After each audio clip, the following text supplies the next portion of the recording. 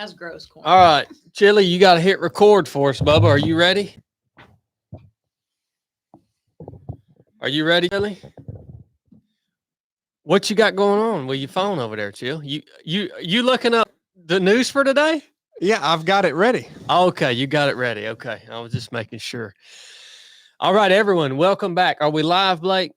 You're live. All right, welcome back to the 307 podcast. We're glad you're here. If this is your first time joining, I'm your main host, Chad Rite. We got Priest Cornbread over here to my right-hand side. He has been a priest now for, going on 2 years, Cornbread? Yeah. Yeah, that's nice. He refuses to wear his official garments, his official vestige. By the way, Chili, I've been reading about this difference between the Reformation. I've been reading about the Reformation and Protestant Reformation. yes, But you're not a Protestant. so I was confused about what all that meant, but I've been reading about how that came about with Martin Luther. Yeah. Yeah. Yeah. Did you learn all that when you went to Christian school? Yeah. It's pretty interesting. Yeah. It's interesting to learn about what the Roman Catholic Church believes and how it's so much different than what, well, really what the Bible says. Chili. We got Pope Chili in the house. Welcome, Chili. Quite a hunt this morning, huh? Well, tell me about it. You had quite the hunt, didn't you? Oh, fighter. About 30 minutes. It's about Chili's standard hunt, 30 minutes. And we got beautiful Biscuit over here. You want to come over here on the camera, boo-boo? Nope. You can share a microphone with me if you want. No, thank you. Thank you Share for one. offering, though. Share one with Cornbread. No, corn's ill. I ain't catching whatever freaking Corn bacteria red. corn's got. Corn red. He keeps turning blue, pink, and red just at random times. He's like And a turkey, ain't he? he said he's like been, a goblin. He said he's been running a fever for almost 2 weeks. Not straight, He won't go to the doctor. just like on and off. Sometimes maybe a fever. It don't count as a fever unless you check it. Corn red. If you keep doing that, you're going to be corn dead. Now start taking care of Cornbread, yourself. you don't need to be coming around me if you're sick, Bubba. You know how I've done frail told I you, am. if anybody's sick, we got it from you. This I year, got it from you, this year alone, and I've had possibly Brooke. What? No. Yeah, y'all are all the time sick. They are. Because we have to do all the Diarrhea. traveling because Y'all you had guys won't. diarrhea for like 3 Y'all straight won't months. travel with Chad, so I have to go with him, and then we both end up getting sick. Y'all beat my immune system down for a whole quarter of the year. Finally called it. And then we got the bishop sitting behind the computer. He's got the money out. He's counting that money. Bishop Blake. 6 1,000. Okay. 7 1,000. Welcome back. It has been a very nice reprieve from traveling these last couple of weeks for me anyways. It has been such a nice little break from traveling. I've been able to just open my mind up to so many new things. Didn't we just go to Texas last week? Uh, Ew. Well, Ew. I God, don't think Blake it was- just farted over here, and it is terrible. now, baby, this is a serious show. That is absolutely gosh awful. Blake, this is a serious show, Bubba. She's always wanted to talk about farts till you let one. What are they whispering about? Look at Corn Red. Look at him. He's having a fit. He's having a fit. Holy crap, guys. Are y'all ready to start the dang show or what? I mean, I'm just trying to get through an introduction here, and I think you're doing awesome, dude. y'all are losing your minds, I think man. you're doing awesome, man. I just said when I walked in this studio, I walked in and I went, it doesn't smell like a fart in here. And Blake let it go maybe 3 minutes. And now it smells like someone doo-dooed on the floor. I told you could come over here and share a mic with me if you want, boo boo. Might do that. Yeah. It's got another in the pipe. Now It's looking like we're going to get up at 3:45, Corn. Yeah. we got any announcements for the week, Blake? We got that new advanced. You want to talk about that? Whoa, you're jumping the gun on that a little You bit, want to ain't talk you? about that? He's jumping the gun a little bit on that, ain't he? Well, you already had it. You asked about the dates, and yeah. Well, that doesn't mean I was that doesn't mean I was trying to announce that to everybody live on the podcast. I mean, he was trying to pull the reins back on the team and say, all right, it's work mode time. Chill out. yeah, I was trying to get y'all locked in. Well, that's what you should have said. Well, I guess since you already said the word advanced ROP course. Advanced ROP course. People should know. Thing ain't but a couple months out. March 7 through 9. Chili, where do they apply for that? 3 of 7 website. There is a well, that's a good question. How do we want to do it? You want to add a tab to the website? Well, the only people that can apply have done the ROP, and they've got the email. Okay. We'll just do that then. Send your application for advanced ROP. Put advanced ROP in the subject line. 3 of 7 ROP@gmail.com. 3 of 7 ROP@gmail.com. So let's do it that way. 307ROP@gmail.com. Since you sprung that on me. But Advanced. you can't apply if you hadn't done it. Right. Yeah. You have to be a This is for ROP course graduate Yes, graduate. only. This is going to be a small team. You will, if you apply for the advanced rite of passage, then you will be selected according to your performance when you did your rite of passage. All right. This will only be the best of the best out of the hundreds of people that we have trained. This will be the best of the best. Like nothing you've ever done before, like nothing we've ever done before. This is not going to be a repeat of your original rite of passage. On this one, you decide. Advanced ROP course. You decide. That's big. I'll go ahead and be up front with y'all.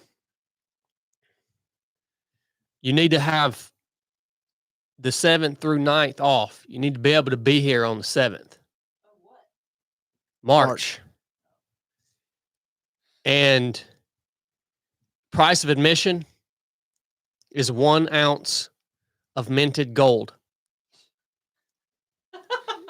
It either has to be 0.999% pure. So you have basically 2 options: Canadian maple leaf or an American buffalo. How are you going to test the gold as the participants arrive? It's got to be. It's a Currency. minted coin. What does minted mean? It's a coin. It Does it means come it's with a- a little piece of paper? it's it's minted by the U.S. American government. You trust the American government Or Canadian. to mint Canadian. something? So that's price of admission. I don't know. He's ignoring me. You're going to have to. I think gold's down right now. It's Yeah, down. a little bit. Yeah. Yeah, it's down. Silver's up. Is Silver's it? a steal. Yeah, I checked gold the other day. It was like 2,700 an ounce, and now it's down in the 2,600 range. It's going to keep coming down. So, it might go up, but whatever the price of gold is, It can go down to 0. Yeah. Trump's president. yeah, I It mean, don't this is freaking matter. the Trump economy. It don't matter. So, your admission is 1 ounce of minted gold, 0.999. So, it needs to be an American buffalo or a Canadian maple leaf. All right. Figure it out, man. You say, well, why, Chad, why are you making me pay in gold? Well, I'm going to tell you why. Because I want you to figure it out, son. Training starts now. Advanced ROP, March 7 through 9. Chili told you where to apply. You know, You decide. we also hadn't talked much about this bike ride. That's because I ain't releasing that yet. You ain't? Well, someone on here commented about it. They know. They don't know nothing about that ride. Well, isn't it coming up too? Well, it'll come up when I say it comes up. Oh, okay. Yeah. Thought it was pretty soon. He's got to make sure his back's not out before he throws that on. Well, since a lot of these are getting shot down, let me make an announcement here. We got the Chad and Chili shirts in stock and ready to buy. Can we talk about that? Can we talk about the Chad and Chili shirts? They're limited stock now. Limited run. Actually, I don't know that I'm going to keep selling those, Blake, because those are actually going to be legacy items. Legacy Are they? Yeah. Oh, yeah. I don't know how much longer I'm going to sell the Chad and Chili shirt because one day Chili and I are going to be in power and those are going to be legacy items. I mean, because we'll never do another run of Chad and Chili 24. Oh, Right. we sure won't. So You're right about that, bub. I'm telling you, you need to take those shirts and you need to put them in a daggone, fold them up, put them in an airtight container, put them in a daggone storage unit somewhere, because 20 years from now, those shirts are going to go for about $100,000 a piece. Do that with those Truck Talk shirts too. I'm going to go ahead and tell you that much. You freaking negative Nancy. You don't know anything over there. You don't know anything. Those shirts are collector's items, Blake. So Sounds like Thank we're you, gonna have Chili. some clearance merchandise items at the race. well, coming Blake up. throws everything away. He doesn't know about collector's items. I do throw a lot of things away. Biscuit, I want to give you the opportunity to talk about your post that you made just about 45 minutes ago. I thought that was a really This is a heck of a time for that. meaningful post. So I just want to give you, at some point, I want to give you the opportunity to share about that. You mean you guys are gonna let women talk on the podcast today? Yes, It's of not been course. inaugurated yet. Of course, boo boo. Actually, our January viewers and 20th.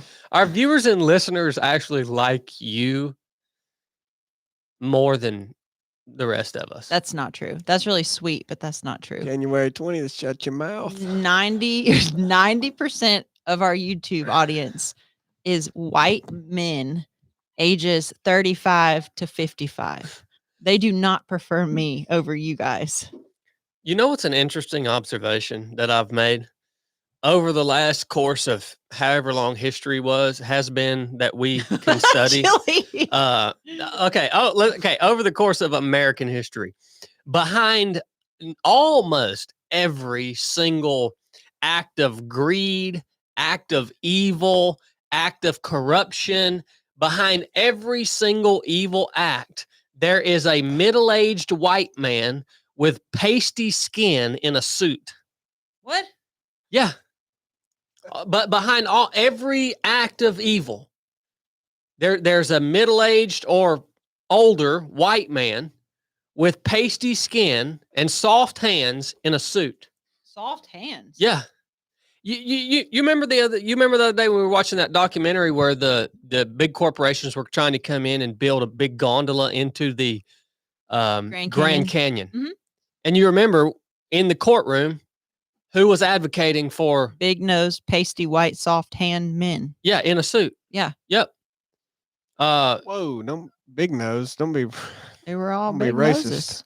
They all had big noses. I'm not trying to say nothing about people with big noses. Actually, you know what it means if you have a big nose?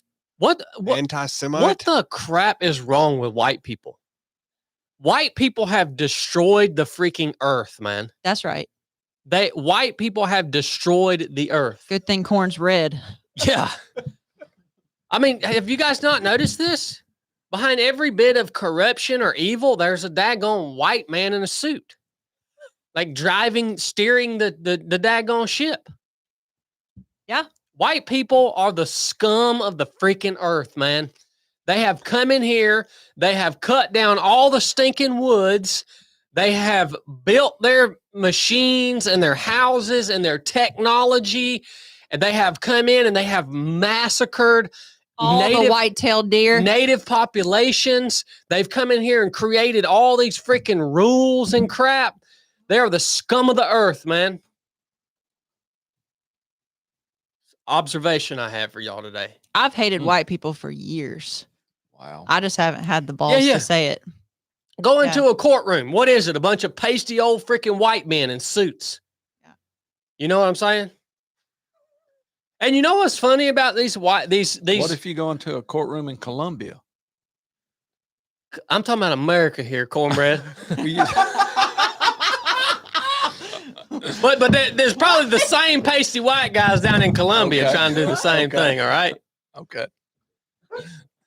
You know, the nasty whites also keep Walmart in business.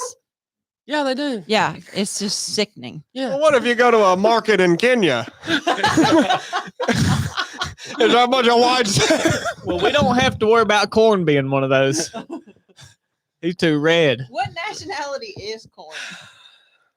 What did you say you are? Corn's Norwegian. Navajo. Iceland? Didn't you say you're Icelandic? Navajo.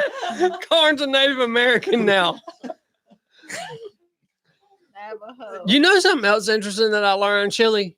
You talk about the law a lot. Do you know who President Roosevelt was? Theo or Delano?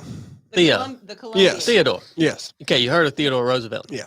Did you know that he was he basically idolized who was the guy that was during the Civil War, the president? Abraham Lincoln. Abraham Lincoln. Did you know that Theodore Roosevelt pretty much idolized Abraham Lincoln? I know that what I've read of Theodore Roosevelt, I don't like him. Yeah. And he gets a lot of praise. Yeah. He was a Federalist. So does Lincoln. It's really strange. It really is. Yes. Both of them get a lot of praise, and they've been The bull moose. Yeah, they've been basically like lifted up in history as these great figures. But They're on the dang Mount Rushmore. They're half of Mount. Whoa. They're 50% of Mount Rushmore. the reason that Theodore Roosevelt liked Abraham Lincoln and studied his work and his memoirs and all of his writings so much is because there were multiple occasions during the conflict that's called the Civil War where Abraham Lincoln basically just made the law null and void so that he could do whatever he thought needed to be done. And he would do it under the guise of the fact that it was, or under the guise of his notion that it was benefiting the people. And so Theodore Roosevelt, during his presidency, there was a big strike that happened between the coal miners union and the owners of the coal mines. All right. We all know what a strike is. We just had one the other day between at the shipping port, right? Yeah. So during his presidency, they couldn't come to an agreement because the owners, these big guys that owned these coal mines, they were not willing to even talk to the union. And so the country's in this crisis, right? Where they're like, oh, well, crap, we need coal. And we're not getting it because they can't come to an agreement. Well, Theodore Roosevelt basically arrived to the conclusion that he was going to use the U.S. Army to go and take over those coal mines and take those coal mines from the men who owned them and federalize them, the coal mines, and make all of the coal mine workers federal employees. He had decided he had no authority to do that. There was no that was against the law, basically, for the federal government to come in and say, hey, we're taking your corporation from you and we're making this now a part of the U.S. government. Screw you, man. Like, this was your business. This was your corporation. This was your coal mine. No, it's not yours anymore. It belongs to the government now. And he was going to use the U.S. Army to make that happen. Because, again, all things run off of who can wield the most violence, right? So he needed the U.S. Army, obviously, to do that. But I just thought it was interesting that the government can, anytime they want, just null and void any law. Constitutional law, it doesn't matter what. Theodore Roosevelt even said, the Constitution is an important thing, but it's not as important as the needs of the people. In other words, he was willing to override the Constitution, make it null and void, and act against it in order to do what he thought was best for the people. And that's why I loved Abraham Lincoln so much, is because Abraham Lincoln did the exact same thing. What ended up happening with the coal mine deal? When Theodore came to the owners of the coal mines and he told them what he was about to do, they then made an agreement with the Union. And then shortly after that, Theodore spent, it sounds like, the rest of his presidency going after all of the biggest business owners in the country, like J.P. Morgan, Rockefeller, I think, was one, and just taking them down. So, Wow. I don't know, man. I just thought I thought it was wild that they could just override the law. They write the law, right? They make the legislation that then becomes the laws that we have to abide by. But then they can just, when it doesn't fit what they think needs to be done, they just say, "I know, we're going to forget about that." Nah. Right? But it makes sense because the only people that could hold them accountable are citizens.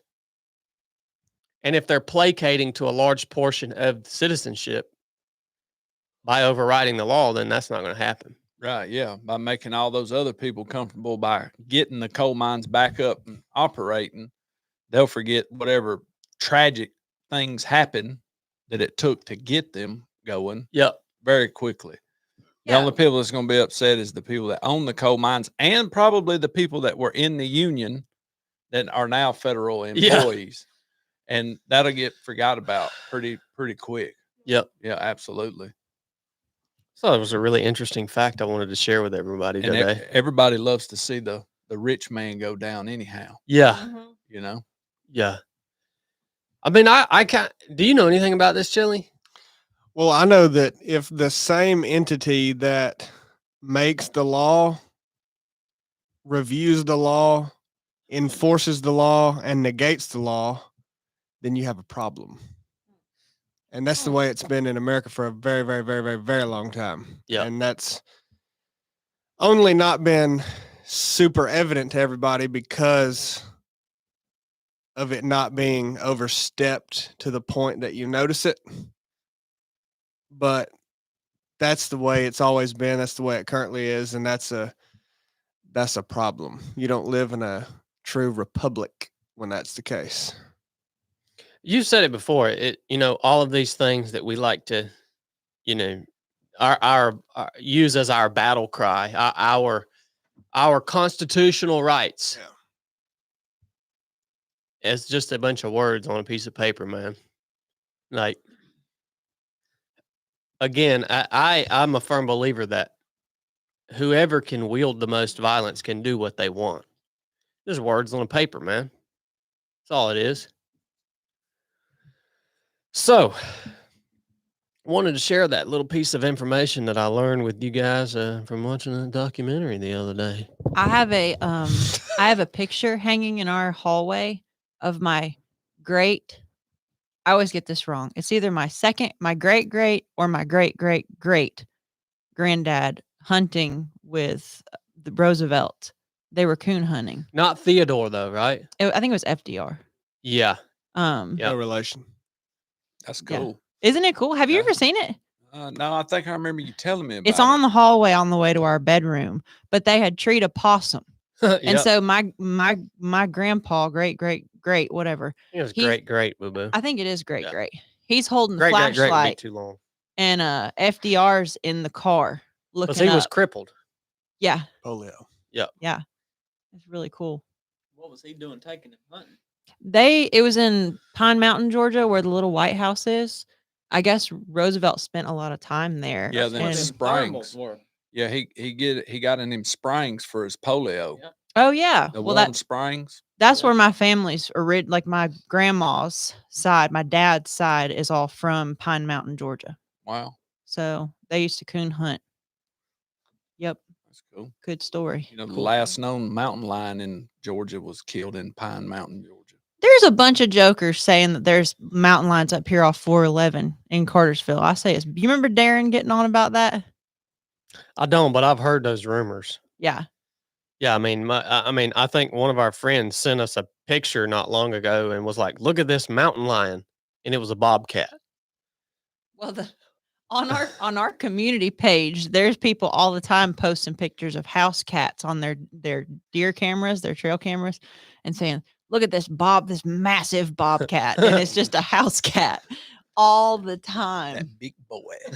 The guy that owns the bait shop down the street from us, Jerry, his family's lived in the valley for a really long time, and he says there's black panthers out there. Of course there are. If y'all see one, you let me know. Yeah. But he said you'll never see it. But they're They're there though. That's like Bigfoot, ain't it? Yeah, they're there. For sure. If I said I'm gonna bust his tail. uh It'd be too late if you see Yeah. yeah, Corn, you're scared to pull the trigger, man. Come on now. Well, let's talk a little bit about hunting right now. Oh god. You know, Jeez. Hunting really makes everything harder. Have you ever noticed that? Hunting makes everything harder. Yeah, it makes everything else aggravating to have to deal with. You're exactly right. Yeah. Hunting makes everything in life harder because Stop looking at me when you're talking about this. when it is the rut or hunting season in general, you so don't want to be doing anything else that when you are doing anything else other than hunting, you're just kind of just ticked off about it. Right. Yeah. Hunting only comes in a certain part of the year. You can do all that other mess the rest of the year, which is a longer time frame than when Way hunting longer comes. time. Yeah. Because really the deer hunting season is really only about a month. Right. Yeah. You know, if you want to get you a nice buck, Yeah. you know what I'm saying? Look, Chad's 13 days behind on his receipts, and I ain't even asked him once to upload them. Yeah. Yeah, we shut this unit down in hunting season, all right? The office. Well, don't I even mean, smell we like do a throw a fart. race in the middle of it, Well, but nonetheless. well, yeah, I don't know how that happened. How You- did that happen? You were out of town, and you wasn't here to keep Brooke in check on the things she does, and she had run Well, amok. Here's your chance to promote it, Brooke. We're not able to keep her, The down like you do. Last day to sign up. The chill dog was there when I said that's like the rut, and Brooke would just turn her head and just mosey on. Well, what if we put the track over here? What if we put a food truck right here? Well, what about the rut, Brooke? Well, I was thinking about having camping. oh, Ain't my that how it gosh. went, Chili? Screw all y'all. Yeah. Screw all y'all. I mean, you got it down how to keep her. I'm really thankful we're having the race and we have like 230 people coming out to run. Well, That's no, you got today to sign up. It might be 250. well, yeah. There's And only Corn's gonna 20. do There's something. only 20 spots left. But Corn's having a fit. He says we don't have enough space for parking. So we might be cutting it off like here shortly. Well, Yeah, midnight. Sign up. Corn would have a Chad plan. said they can park them. Corn would have a really good plan for parking if you would not have planned this race right in the middle of the rut. Stop. Shut up. He's doing it to be spiteful. Yeah, if it wasn't for that, he would have that parking squared away for sure. We've had a pretty good season so far. Blake, Young B, tagged out. Son, his season's over. No, one of them I shot was in Alabama. Oh, Young B Nice. is tagged out. Season is over, son. Be in the stand this evening. Catch me outside. Good night. Got a big boy behind the house. So, Blake, how'd your hunt go this morning? It went good. Yeah, it went real good. It's real windy this morning, though. You decided to get out of the stand. Yeah, I got down and stalked once Chili revealed his location. I knew he wasn't out there AWOL. You waited till 10? Well, Well, you know, close to it. Chili's a stalk hunter too. Well, I know I didn't Yeah. want to run into him out there. Well, I'm not gonna sit still. But it was getting it this morning. I bet it was probably 25 mile an hour up there. I mean, my whole tree was just every direction blowing around. So I decided I was going to get down and stalk right up on a doe. And me and Corn, he's taught me some ninja tactics, how to move quiet and really slip in on deer. Cornred. And, I slipped in on a doe, boy, sit down. About 3 minutes later, she was upwind from me. Here come that buck right over the ridge. He probably wasn't but 30 yards or something, nose to the ground. Tried to grunt at him to stop him. He wouldn't stop. Had to pop him on the move. He did that old mule kick, you know. Oh, really? He jumped up, did that mule kick, ran about 15 yards, and he was down. Nice. Down That's hard. a good hunt, man. Dad come out, help me skin it. I can't tell you when the last time I've skinned a deer with Dad is. Long time. I was glad he came and hunt. Yeah, Dad hunted for the first time this morning in probably 8 or 9 years. And Yeah. his neck didn't fall off. Yeah, he didn't see a single deer. No, but he said he was going to go back in the morning if it That's wasn't what he raining. told me. Yeah. Yep. Yeah, so it was a good hunt. So Chili, I want to hear about the hunt. Get you on the flip flop. That's it. I want to hear about the hunt that you had the other day. Don't be a freaking turd, man. Good night. His 30-minute hunt? Yeah, I want to hear about his 30-minute hunt. Well, what about it? Well, I'm mean, not a good orator. I'm like trying Blake. to decipher the stream of unintelligible text messages that you sent. What don't you understand about I saw? It wasn't actually What? the right time. I saw it wasn't actually the right time. Had to leave. Should have shot. Had to go. What's undecipherable about that? What on earth happened, man? Well, first of all, what's undecipherable about that? It does not tell me what happened. I saw, What? should have shot, Why didn't you? had to go. Why'd you have to go? See what I'm saying? It And makes what no did you sense. see? Yeah, I already asked that question. No, Cornred. No. You said, did you see deer? I saw. What happened? Should have shot. Then what? Had to go. Oh, no, sorry. Why didn't you? Then what? Had to go. That was we had a conversation, bub. What happened on that hunt, man? Because you weren't in there long, so something big had to It happen. wasn't great. It wasn't great, but hey, wasn't the right time. Y'all know he's still a newlywed, so when the sun starts going down, there's a magnetic pull happening It wasn't the right From his- time. from his loins. I had You know told what I mean? Corn that I was. I had told Corn that I had to go beforehand. Yeah, you did allow that. Have y'all before. seen how good looking Courtney is? You wouldn't stay in a stand if you had just married her. You would go home. I'm just saying. That's your answer. You're I had welcome. to go. I saw. Did you have a shot? Yeah. But you didn't shoot. Not the right time. Was it a buck? Not the right time. Was it a It was a squirrel? buck. All right, here's the text. Chili, did you get out of the woods? Did you see any? 6:36 at 7:15. It's done well after dark, and everybody's worried to death. Like, has he fallen out? You of the actually had to stand? reach out to his wife to Yeah. see if he was okay. Well, that's just retarded. But No, that's safety. That's because we care about you. He don't Chili. know about hunting Safety. etiquette and things like that. Yeah. He'll learn. He's maturing. So 7:15, he says, "Yeah, I saw."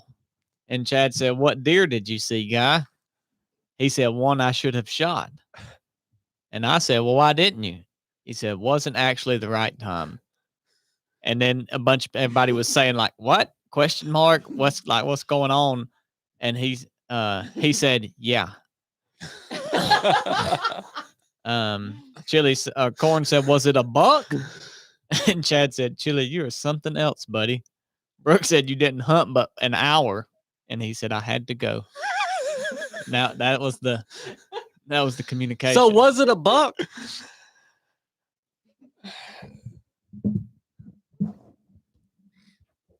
Also, what about Riz?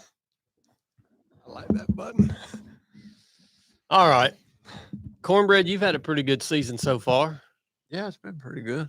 God, Yeah. you killed 2 public land bucks. Yeah. One down the Flint River in Dooley County, and then one right there by the house. Yeah. One was a quota hunt. The first one, the Flint River, was a quota hunt. Mm-hmm. They call it trophy deer only. In the state of Georgia, it's considered a trophy by the DNR if it has at least 4 points on one side that are an inch or longer, or a 15-inch outside spread. This one had 4 on one side, an inch longer. Then I killed a little bitty old pesky thing on the Paulden Forest. Yeah, what happened there? I went in, me and Buck went in, sat down and hunting that morning, Friday morning, and he come through just being pesky, running around like he was the king dog and just wouldn't leave. So I said, well, I'd hunted Thursday. You know how you take your time and say my hours are equal to $30,000?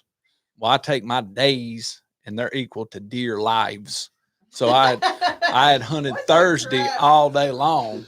So that was 3 deer's life that the woods owes me. So on Friday morning, I said, I ain't coming back this weekend. And that was a state tag. The state tagged that a buck for you. Mhm. So you didn't have to use one of your tags. And I said, well, I ain't coming back, about to leave. So I went ahead and busted him. Hit him about 30 yards with that 30-06. Just dropped him in his tracks. You hung with 30-06? Yeah. And I shot that deer at the Flint River with a 308. Okay. Yeah. What'd you do with that little buck after you harvested him? I took him down to there's a processor in Aragon that I'm trying out. And you know how Aragon is. He just opened up this year. Mm. What's wrong with Aragon? It's pretty methed up. You're definitely going to get this work. Is it? That's probably what's wrong with you. Have you been eating that deer meat from that fella? No, I ain't got it back yet. Your eyes got wide. Aragon's rough, man. Right. Is Pinions back open? Not that I know of. You're so- Not that I know of. What county is Aragon in? Polk Polk County. County. Polk County. Yeah. So I took him down there. Polk County, Tennessee, pretty rough too. There is a Polk County, Tennessee, and it Yeah. ain't. You had a pretty good hunt this morning, didn't you? Oh yeah, had a real good hunt. Seen 7 total deer. Who told you where to hunt this morning? You did, bud. I appreciate it. I appreciate you putting a strap on that stand too. Yep. Yeah. He broke the map out, Blake, and showed me on the map where the stand was. That was good of him. Yeah, that was Mhm. real nice of him. Mm-hmm. Went right to it, bud. Yeah. But seen 2 does just right after daylight walking the creek bottom Behind you. behind me. Yeah. Then seen a big old cow horn spike. Blake said y'all hadn't seen him. I told you that was a good sign, didn't I? Yeah, you did. You did. Yeah. And then Blake shot his. He texted me, said, I'm gonna have to come through there. I said, well, go for it. And he come through there, and when he got down in that creek bottom, he pushed a doe and a nice buck out. I can't tell you what he might score, how many points, because he was running about Mach 52 across that hill. Oh, so you think he pushed those deer out that Yeah, way? I think so. Yeah. I said that he was running that doe, but he was going where that doe was going to go. You think they were in the creek bottom though, right? Yeah. Not like Yeah. I pushed them from that Yeah, way. I bumped them. they come from that way. Just right as Blake probably sounded like he was getting up in your field. Here they come. Yeah. Yeah. Hmm. Yeah.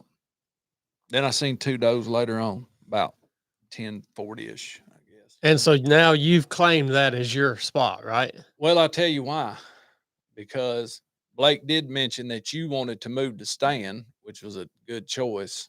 And when we went to where you wanted to move the stand, we found some Mac Daddy scrapes. Yeah. Fresh. Yeah. Fresh. Yeah. They ain't covered with leaves. They ain't covered with pines. They fresh.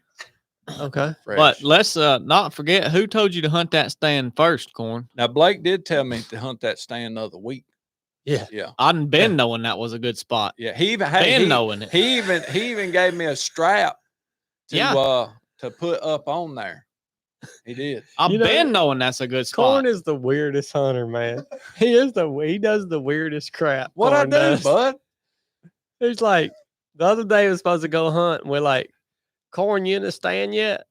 He's like, no, there's some deer out here in this field, and I didn't want to walk out there. I wanted to let them move on before I went down into my stand. He's real respectful of a deer. He'll just do the weirdest stuff, man. I didn't want him to booger up and go crazy and freak out. No, I was there. What if there was a bunk amongst them and they would like, oh yeah, I'm gonna slip back through this country. But no, don't do that. Some fat guy in an orange vest went walking through there a while ago. Corn, they're not like people that see a threat and they call up their buddy and be like, you saw them deer, they come right No, back. they're actually the opposite. They have to survive. Like they're in 100% survival. But they mode. don't have the ability to do those things.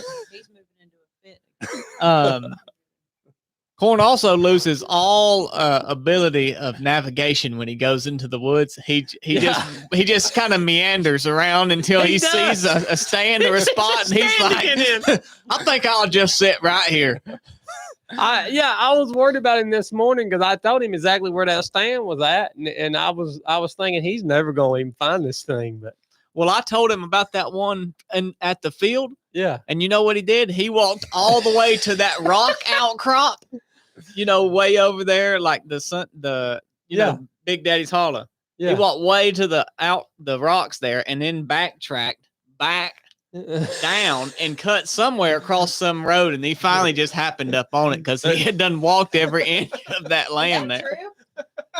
I went and I took a right out of the creek, and I followed that road all the way around, and it come up to a split like this. So I took the left, and it took me right to that buddy stand. I walked right by a big old rusted out barrel that used to be a feeder. That's how I went. Yeah. My land association got ganked up in there starting last year. Yeah. When Blake told me how to go to that thing on the 4-wheeler, and I'd got used to riding through the orchard, around the edge of the orchard. So then dropping off, like going behind the gong and all that, it's like got my mind just messed up. Yeah. So when I see that first big hill, I think just drop off the side, and then there's the where I'm supposed to be at. But it just, that road swings way further to the right than what I'm realizing. So then when I get down in the bottom, I'm like, I ain't in the right spot. Yeah, you get lost big time. You went all the way to Buffalo Creek. Yeah, he will. Did. Yeah. Yeah, I get deep. I do get deep. You're right. Especially on that Pinhoti. Believe that. Well, I have definitely killed the biggest buck this year so far. I don't know. Nobody saw this buck other than you. Yeah, you saw the picture of it, Blake. Well, okay. I can take a picture of Corn state buck and make it look like a darn monster. I have killed the biggest buck this year. What'd you do with the horns of it? European mount. No, up from the processor. Yeah. Antlers. Yeah.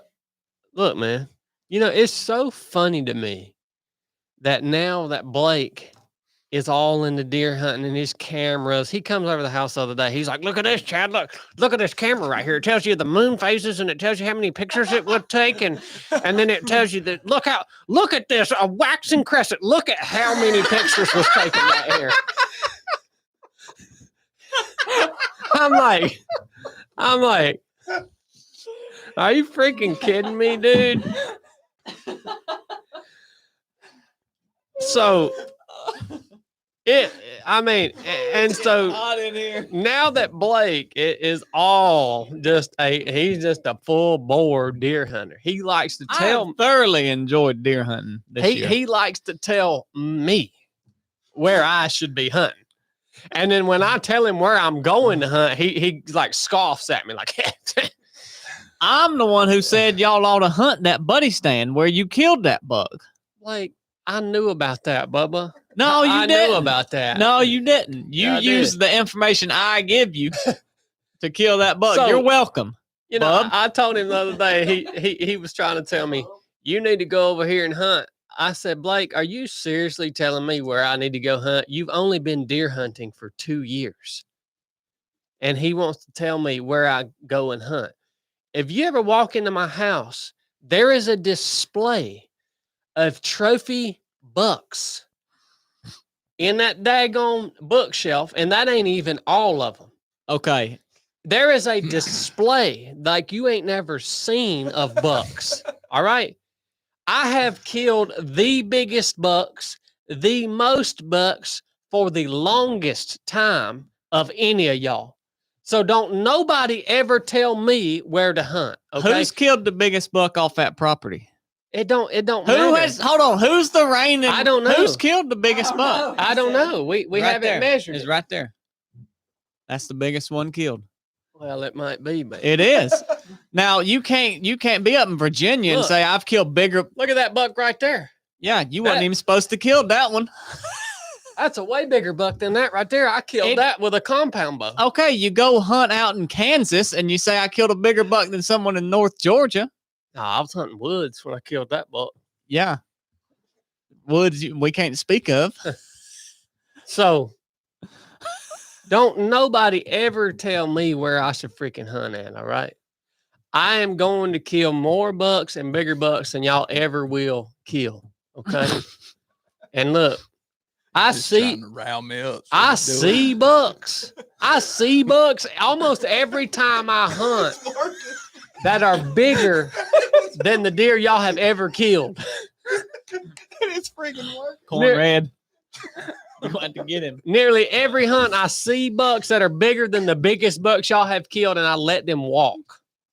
Okay?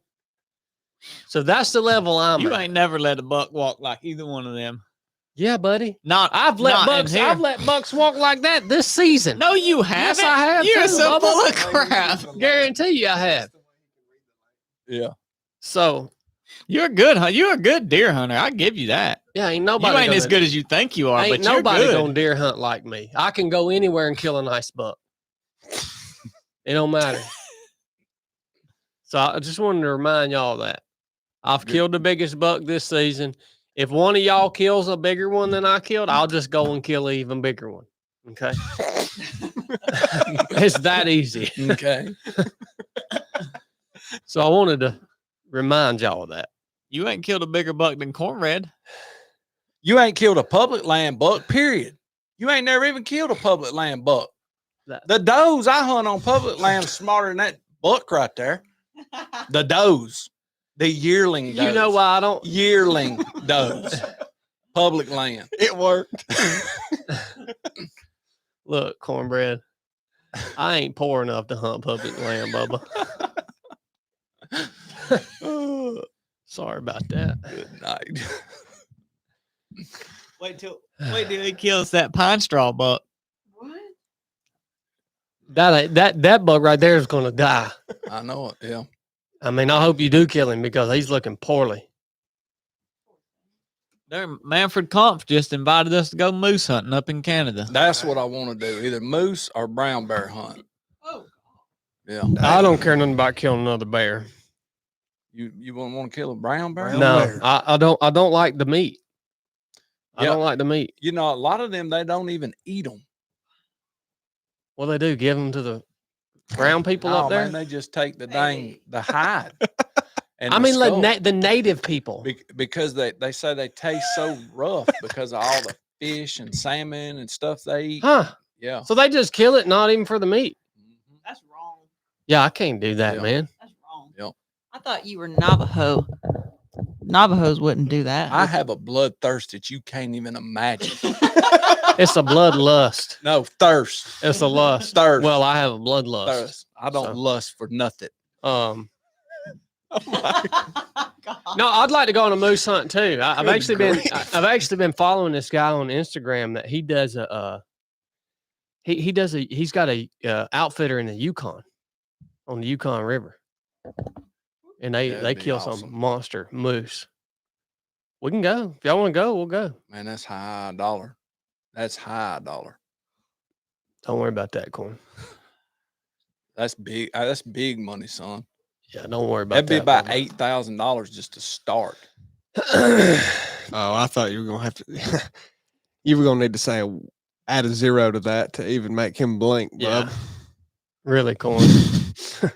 Give me a break, Bubba. Don't come on this podcast, poor mouthing. It's reality. That's a lot of money to go a hunting $8,000. just to start. Yeah, not even counting if you kill Are you it, getting serious, the head dude? back. Yeah, I just paid almost $8,000 to go paddle down the river. yeah. Are we talking about sane stuff or insanity? we went from hunting to insanity.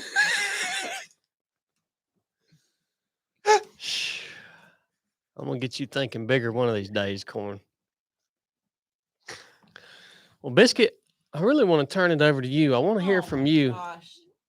How's your season been? She did go hunting. Yeah, the other Biscuit's day. hunted one time. What'd And you she say? enjoyed it. She likes to hunt. Allow about it.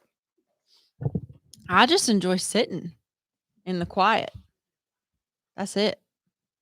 What are y'all whispering about?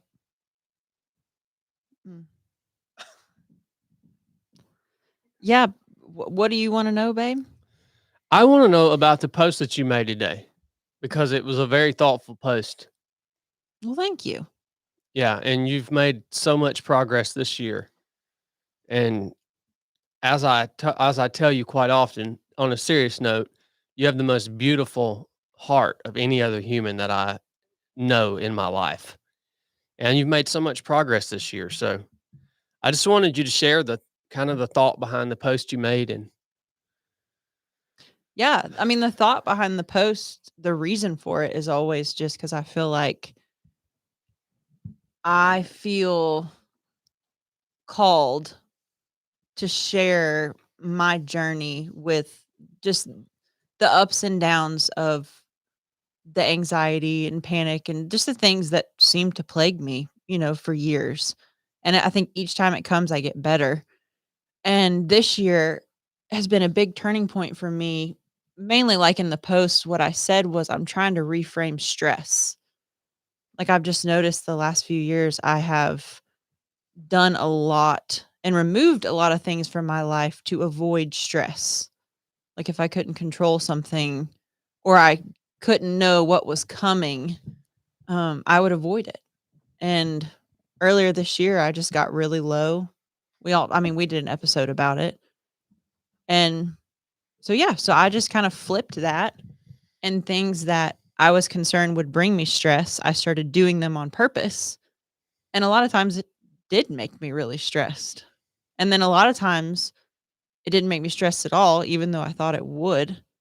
And I had incredible experiences.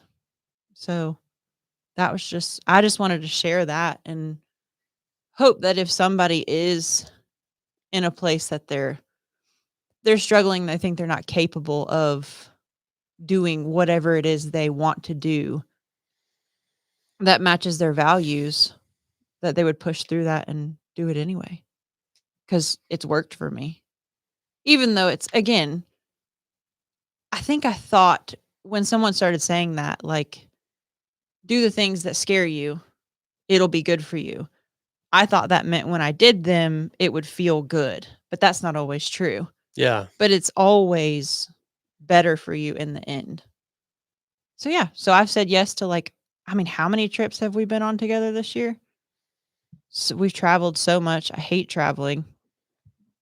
Done competitions, signed up for more competitions next year. you won I competitions. won a competition. Yeah. So yeah, just all the things I would never do a year ago. You couldn't pay me to go compete as an adult because it was just too much. Yeah, you're just a totally different person. Like, I just wanted to acknowledge how much progress you've made this year. Well, thanks, Boo. It's been pretty magnificent. Well, thank you. Praise the Lord for it. Yeah, I agree. He's definitely broken me down, and I'm grateful. Mm-hmm. Yeah. Life Yeah. is good though. Life is really good. And I guess for me, it's so it's so impactful to see it and to see the progress you're making because I've been with you and I can think back on when things were really tough for you. Like when I think back from the time that one time we flew to Salt Lake City, and like it was just like you just you weren't in a place you could even handle it. And then to now, like our last trip that we took to San Antonio, just like holy crap, totally different. And all it was a mindset shift. Nothing else has changed. But it's a practice. So I'm just getting better at it. Yeah. Yeah, I think it's a practice, and I also don't think that it's something that you consider like a cure either. Mm-mm.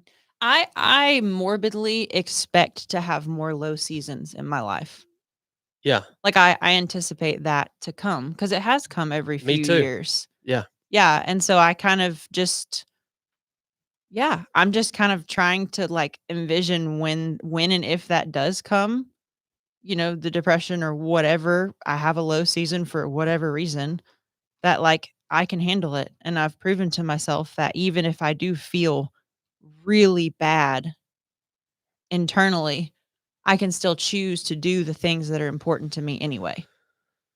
Cuz my body and my brain when I'm struggling just tell me you're not capable of anything. Like you can't plan a 3 of 7 event. You can't show up well at work. You can't be a good wife. You can't even like you don't even need to leave the house to go hang out with your friends. Just those voices in my head get really loud and yeah, it's just been a really really neat season and yeah, I'm just really grateful. And we have the race coming up Saturday. That'll be huge and like just a cool moment to be there on that day. Cuz I was scared to do that too. Cuz when we started that race, I wasn't very far out of that hard season earlier this year. So I was like, committing to this now is probably not a good idea for me. Like I probably need to be more gentle on myself and give myself more time to heal. And then I was like, nah, just do it. It's for other people. Like just do it. And it's been great. So for somebody that would want that just heard that and they think, "Oh, wow, I need to or I want to apply this same technique, the same training technique in my own life." Like how does that start? Or how did it start for you? Or see what I'm saying? Like what's the first step? You start really small with like little stuff or do you just jump into something big that scares the crap out of you or I started smaller. But I definitely initially chose things that scared me really bad. But I did start small and just start building. But I mean, I don't think it matters. And I think when people hear this, and because of who we are as a brand, they envision like, oh, you need to go sign up for 100 miler. Oh, you need to do like hike the Appalachian Trail or do a solo backpacking trip or like something just epic. And for me, those, when you're feeling really down and low, choosing to go to my parents' house and help them move a mattress was like it was a hard thing for me. Does that make sense? It's like or entering into a new friendship with somebody or like I don't know. It's the little things that I started with that built up my confidence. So yeah, it's just what it's resilience. It's really resilience. Like I choose what you want to do. I think another interesting part of your journey though that's unique is a lot of it revolved around your diet and exercise. Well, yeah, And I fell into the trap that a lot of people are falling into, which is I love control. Control makes me feel safe. And so I dove headfirst into like having this fancy doctor that did all this blood work and monitoring and my whoop that told me how I slept every night and what my HRV was and I tracked every workout. I ate perfect. I got sleep. I never did anything that would mean my sleep would be messed up for too long. Like I felt like the sauna, cold plunge, like I optimized everything. And when that started to peak, I was miserable. So it's just, I think some people can use those things and those tools well, but I'm obsessive and I'm a perfectionist and those things are not for me. Yeah, I mean, I think that your health and fitness and sleep and food and all that, yeah, that stuff is important. But I think a lot of people get to the point where they believe that they can't feel good if all of those things aren't perfect. Yeah, You know what I mean? You talk about choosing baby steps at first. This is going to sound really silly, but when I was first coming out of that hard season, I avoided sugar. I was very like, no sugar. Sugar's Yeah. bad for you. Sugar's going to make me feel bad. It's going to mess up my gains at the gym. So I started forcing myself every day at lunch to get a dessert. I remember that. And a cookie. It upset me so much. Every time I did it, I was like, just my brain was just telling me all the reasons why this was a terrible idea. And I did it until those voices quieted down.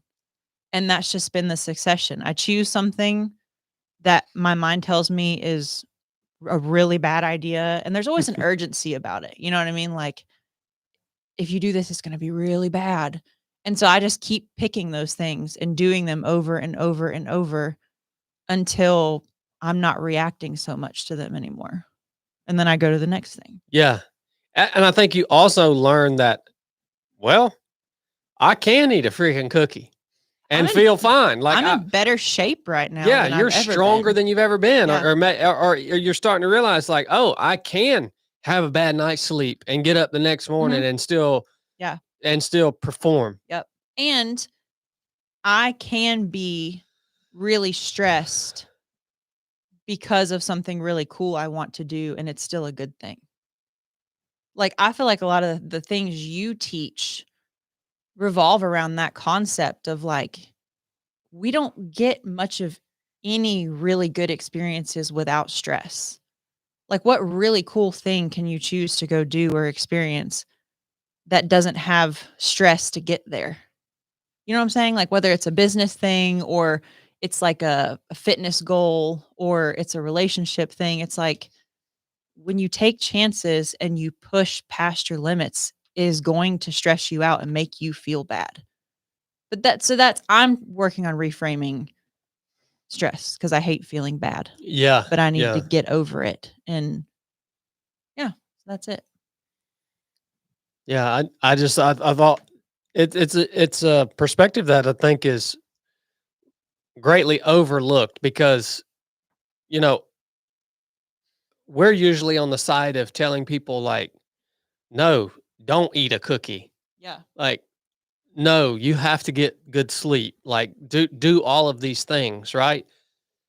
But we live in this strange environment where that has become so these health things and devices and practices have become so mainstream that now it's like there's this whole other side of the message that needs to be said now. It's like, no, you're actually self-destructing your own life because you are becoming too obsessed with how healthy you should be. And that's because of healthcare and technology and all the studies and you know the podcasts that propagate those messages, which by the way it's not their intention to make you feel obsessed about your health. It's just the people. I mean, one of our a guy that we both like, Dr. Huberman. He loves that subject, and that's all he wants to talk about because that's his passion in life, right? Right. But people can take that and just become obsessed over everything that they could and should be doing. Yeah. And they're just self-destructing their lives. I agree. I think that most people living in this day have a void in their hearts because we're not living at all the way we should be living. Like just the friction and the struggle, like even meals. When we were camping this past weekend, I told Kelsey we were getting wood together for the fire and we were all starving. We'd been hiking all day, but we wanted to build the fire first. And I was so hungry. And I was just thinking, like, back in the day, probably what, like late 1800s, I would say, people enjoyed every single meal like that. Like there wasn't, does that make sense? Yeah, And because it took so much effort to attain the food. And then even to cook it, even just the process of cooking it. You had to build a fire. yes, Like, well, just living, like Yeah. gardening, and like I think in my life there is a void of like, where do I put all this energy I have? Does that make sense? Then that, for me, that can easily fall into these weird obsessions about it happened with health and wellness. So I just have to be vigilant for that. But I do think a lot of people are caught on that hamster wheel of optimizing their bodies, optimizing their lifespan. And I think it's really cool in moderation. But man, it can become all consuming and be really disappointing. Like super disappointing. Yeah, and I think a lot of those things are not as important as we think they are. You know what I mean? It's What about all the centenarians that have never touched a sauna or cold plunge in their life, and they've been drinking whiskey and Dr. Pepper and yeah, eating buttermilk biscuits? Like, how did they survive so long without ever doing a cold plunge? Yeah. for sure. It's crazy. Well, because that's a scam.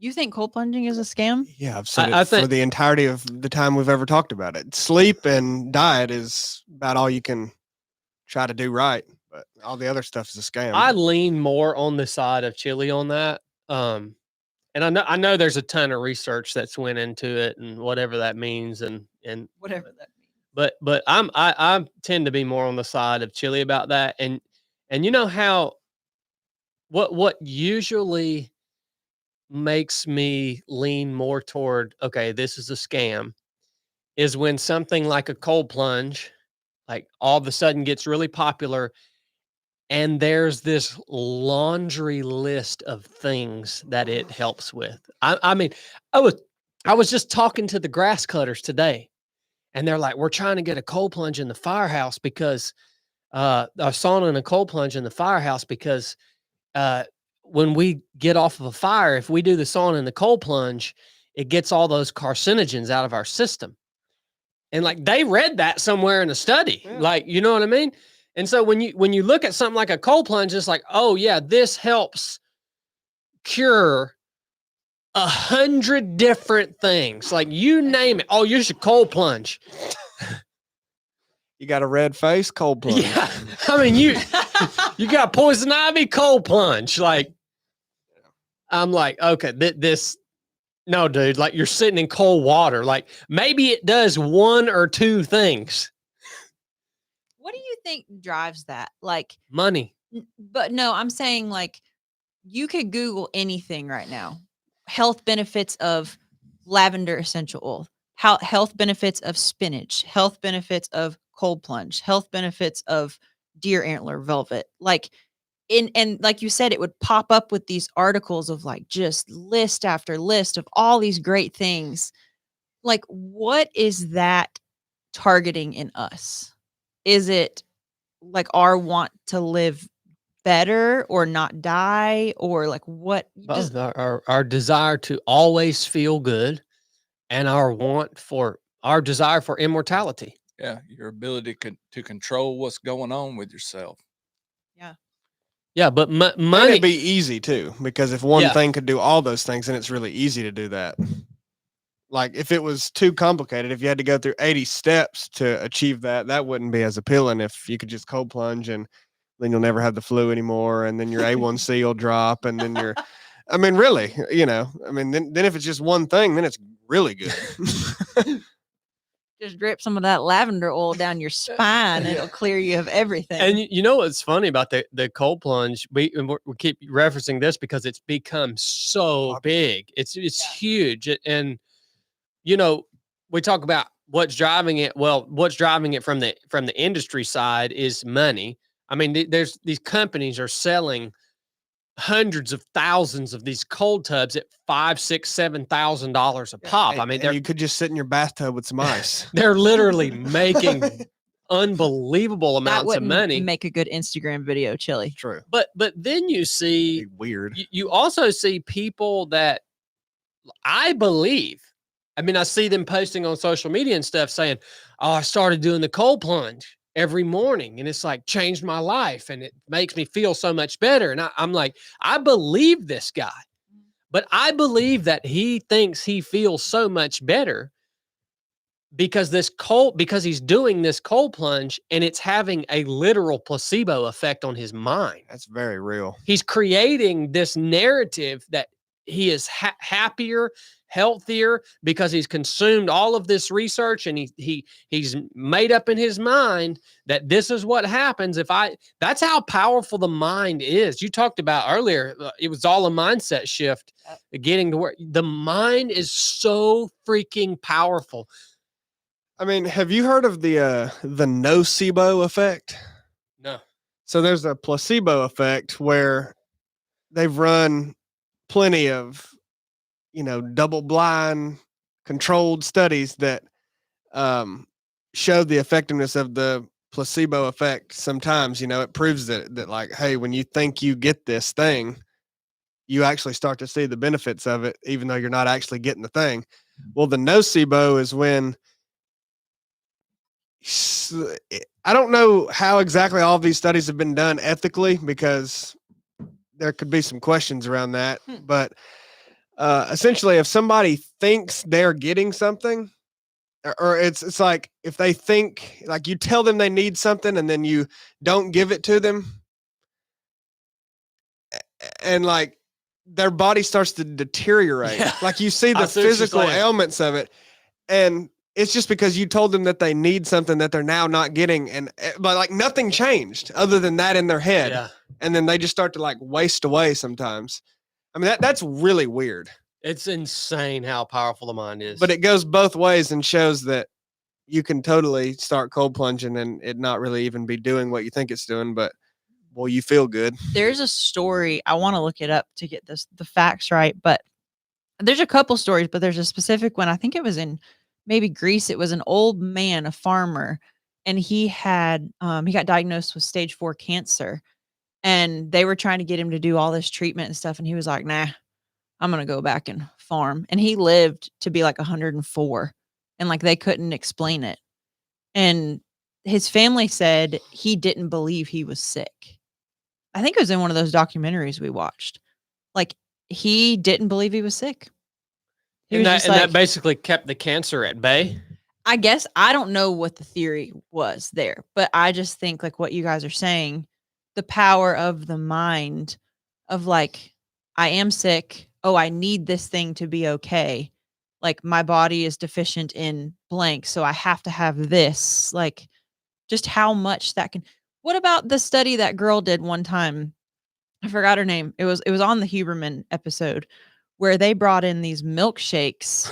Did you remember this? Yeah. Why are you laughing? It's because it's hilarious. It's like they brought in these milkshakes to these people and they told the people they were testing for hospitals, milkshakes they were trying out.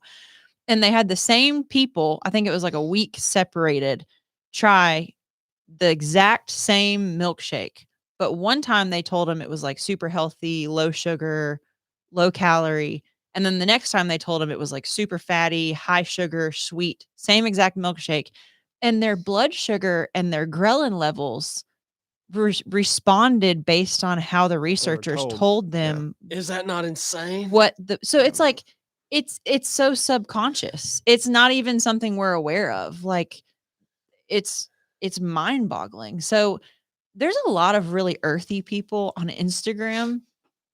Like there's this one lady, I think she went like 44 weeks pregnant and didn't ever go to one doctor's appointment and like birthed her baby at home, everything. And she is like super crunchy about like you have to believe your body is healthy no matter what. Like you need to adopt the mindset that your body is strong and like love your body. And I think people get a little woo woo, but there also is something there. Does that make sense? Well, yeah, I mean, I can prove that there's something there with that my whole life. Like with training and running. I mean, usually it would start because actually something would happen. Like didn't start in my head. Like I would think, oh, I'm going to have a good race today. And then it would not go very well for whatever reason, just a physical, not feeling good. But then that would start basically every day of expecting to feel like crap and thinking, something's wrong. I'm not going to feel. And then that could last for weeks of like every single day. It's like, there's really nothing wrong. I just had a bad day, maybe that was real.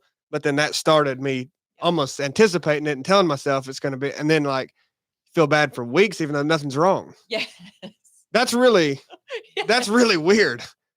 I mean, and I think the same way with diet. Doesn't mean diet's just a fake thing, but I think a lot of people tell themselves that they're eating poorly, even if they're not eating that bad. And they'll eat, like you said, if you just have a cookie after, for dessert at lunch, just for a week. And every time they beat themselves up about it, they're probably making the effects of that way worse. Mm-hmm. Like that's not going to have detrimental health effects, but it probably could if you were just like, good gosh, I'm going to die. Yes. My blood sugar's probably revving at the limit right now because of this cookie. I have inflammation. Yeah, that makes it go spreading up through my body. Yeah. Like envisioning all the things this cookie's doing to you. Yeah. What can you eat now that doesn't give you inflammation? Oh yeah, everything. I'm pretty sure there's nothing on the list. Maybe tofu. I don't know. Does tofu? I mean, maybe that'll fit. Tofu just shrinks your gonads. It's almost literally you could research anything that you could possibly eat, and there will be someone that says it gives you inflammation. So, can I ask a question for I would be curious for each of you guys. Like, we're talking about health and wellness things like diet, sleep, exercise, cold plunge, whatever. Like, because there are things I've held on to that still are really important to me. Do y'all prioritize certain things that you found have just worked really well for you? Or do y'all just let it all go loosely and don't try to stick to anything? Has anything worked for y'all that you saw results? Well, I mean, I think just since we've been on the vein of the sauna and cold plunge, like I think for a while I believed that the sauna was helping me sleep better, but I don't know that it was actually doing that. Yeah. You know what I mean?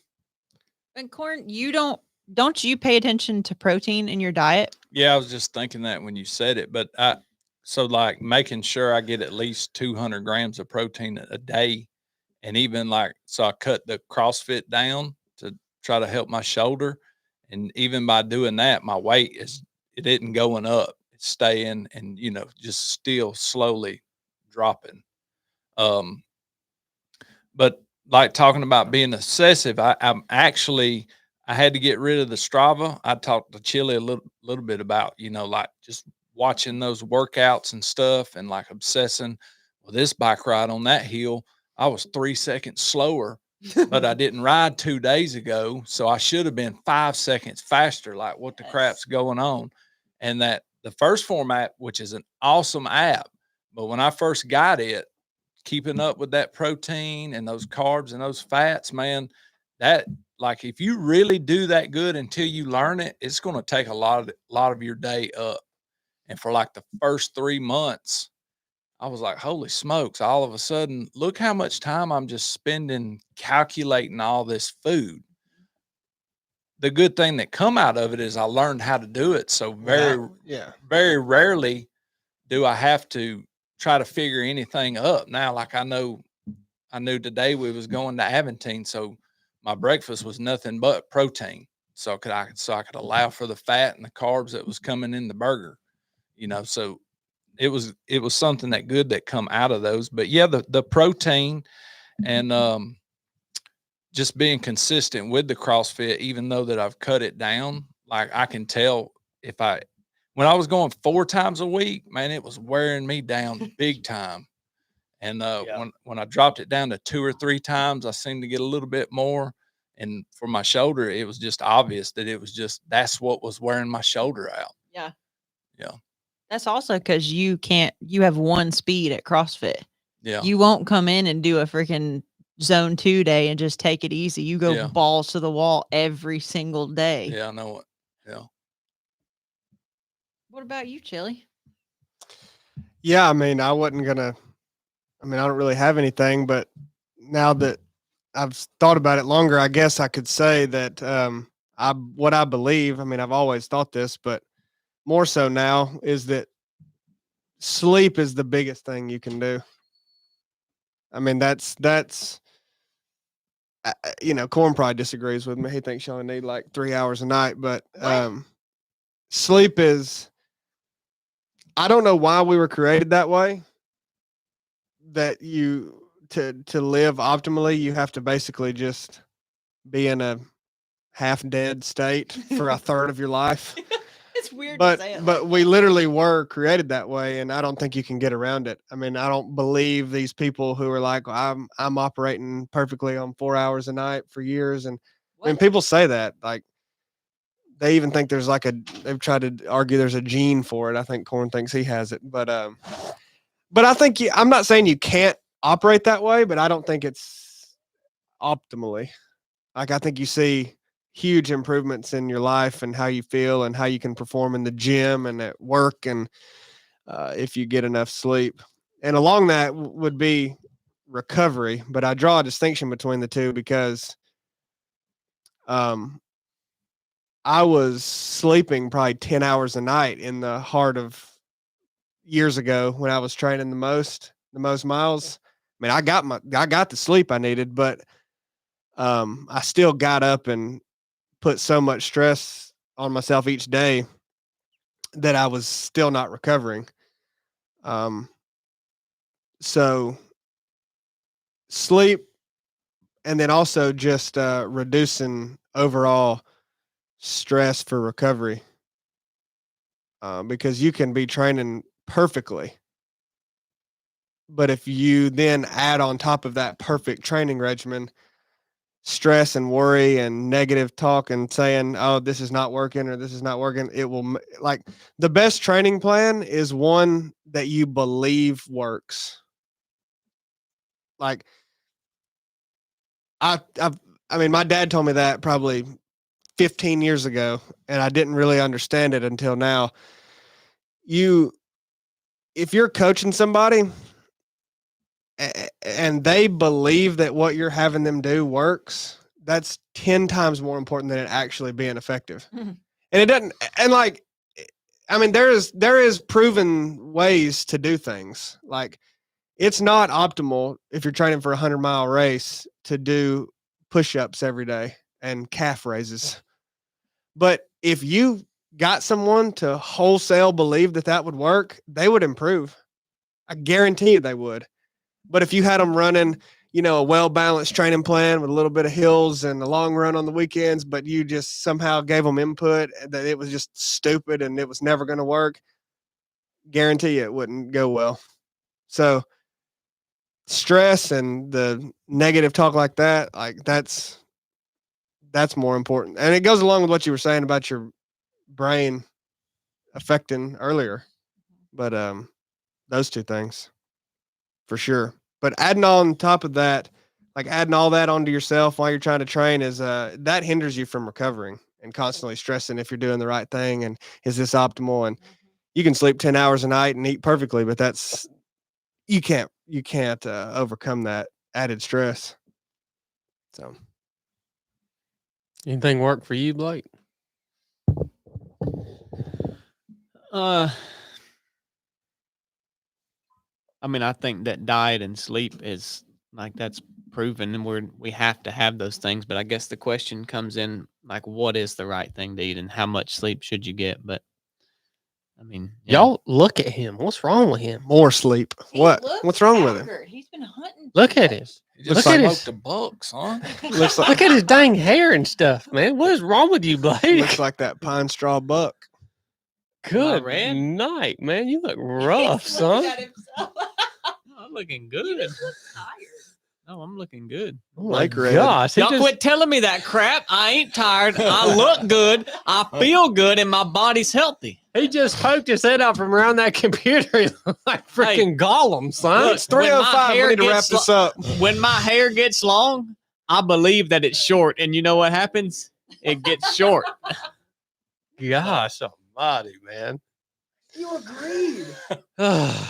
Well, Biscuit, thank you for sharing that with the audience today. You're welcome. Chili? What we got in the news today, Chili? Don't forget chili. Oh. Welcome back to WDEF 307. President-elect Donald Trump has met with current sitting President Joe Biden for a transition meeting. For real? President-elect Donald Trump has said that he anticipates the election transfer of power to be smooth. Joe Biden said, true international pressure, he believes it will be smooth as well. Kamala Harris has reached out to former Senator J.D. Vance and Vice President-elect for a transition meeting as well, and he declined. You don't need to hear nothing from her. No, I'm just kidding. She actually hasn't reached out. Did you know that? No. What a freaking weenie. Huh. Sore loser. But Joe Biden reached out to Trump, and they've sat down for a good 2-hour talk. 2 hours uninterrupted. They sat in the Oval Office and talked. How you think that went? The opinion piece. How you think that went? News correspondent Cornbread. Not worth a crap. I would like to have heard that conversation. You want to talk about a heck of a podcast? Yeah. If you could get the recording of that conversation, They had sensitive information in that. Joe Biden and Donald Trump for 2 hours, personal conversation. Let's switch over to local news before we come back with our national headlines. Well, in local news, Chattooga County, Georgia Water Authority well number 7 tested positive for E. coli, which caused residents in Subligna/Gore community and Holland/Chattooga to boil their water for 3 days. It's tested clean now. Go on ahead and take a Should- sip of it. Dude, Go ahead, Chattooga, take a sip of it. Chattooga County, man. I love it. Chlorine. What a freaking I place, want to man. move there so bad I can't stand it, dude. You love what? Chattooga? Yeah, I mean, that place is a hole, dude. awesome. Good I night. know a place you can stay up there. Go up there and get you a sip of that water. That place is borderline third world country, man. Well, President-elect Donald Trump, what do you think they talked about in that meeting? I want to get your thoughts on what exactly happened. Well, you know, it's really He said it was a good talk. He's live here at the 307 studio. it's really hard to say what they talked about because I just have lost confidence that Joe Biden can actually carry on a coherent conversation. What So are you saying this was for show? Yeah. Yeah, I'm pretty sure it was probably just for show. I mean, what are you going to talk to Joe Biden about? Unless he's got all of us fooled and he's really not as senile as he seems, like that's maybe just been an act. Well, you know, he did come out after Kamala lost and she made her concession speech and he made his own speech and he didn't really stumble one time. He Really? ran out to the stage and said, well, it's going to be a great transition. Sometimes it doesn't go your way, but it was actually a great clip. You should watch it. He talked for 8 minutes unabated. I've heard a lot of people say that they think Joe Biden actually voted for Donald Trump. Jill Biden wore a red dress on election night. Well, you know, Donald said he said that Joe was mad that they took him out of the Yeah. candidacy. He said that he was pissed about it. And he said, well, and he should be, you know. And so I think Joe and Dawn, I think they're a little tighter than what people think. I really think they are. Yeah. Yeah. I and think so- I think he is mad that they kicked him out. Yeah, and so he's hell bent against Kamala. Joe is. Well, Well, the first lady reached out to Melania and she said no. Kamala has not reached out to Vance. And he would say no, but Don and Joe have been talking for 3 hours. Like, What's the husband of the vice president? What's he called? Anything? I don't know. What would he be called if he was the first husband, the first man? Is he the second husband? That's a good question. I guess he's the second gentleman. Yeah. Wow. Second gentleman, Doug Emhoff. Did you see all them rapper girls dancing at that at that Kamala rally? no. Son. No. Like Cardi B up there or something. They was twerking. I mean, they was getting it. They was getting it. Who was it? Bunch of black rappers up But there. what was the women. one you named? The Cardi B. Now, what is she famous for? What do you mean? She's no, She's like, a rapper. yeah, but like when you'd say corn, How does corn know? like when you I don't. like you would say Lady Gaga of Bad Romance fame. That's her big hit. Like, so Cardi B of I'd No, allow. I don't even know who that poker is. Face. I'd allow Poker face. Lady Gaga of Poker Face fame. Yeah. So Cardi B of Black rapper, dancer, woman. I don't even know who she is. do you know who Lady Gaga is? I've heard the name, but I don't know who she is. She's of Bad Romance and Poker Face fame, and Well, y'all she go, she also co-starred with Bradley Cooper in the movie. What was it called? y'all go Talk look about it up. singing. Yeah, Y'all go look a clip up. Cardi B. Would you It just, may not have been, but they look like like, would you, the like like would you of say that. Cardi B? How would you search for this? Cardi B famous song? Women dancers at Kamala's rally? That's No, what but I'd I'm talking search. about her work. What is Chili trying to trap you? Well, with? I'm slowly detaching from the political scene because it's now the era of Big Daddy Trump. Gold is raining on your head. Deer season's extended. You're getting more turkey tags. Up with Russia. The dollar's up and the production is up. With China. China's dead. Russia's dead, and America's rising to the cream of the crop. Crap on these politics. Woo! Ball with the ball. You know why Joe Biden's trying to buddy up with Donald Trump? So Donald Trump don't freaking sick the dogs on him for all the crap he's done for the last 4 years. He's trying to keep himself out of prison, man.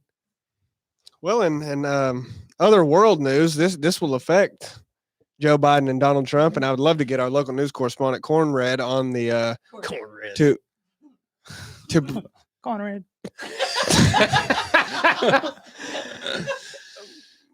North Korean troops have been sent by Kim Jong-un to fight in the war with Russia, in the Russia-Ukraine conflict. That Trump has promised he would end within 2 days of being in office. Right. So I guess January 22nd, that war will be over.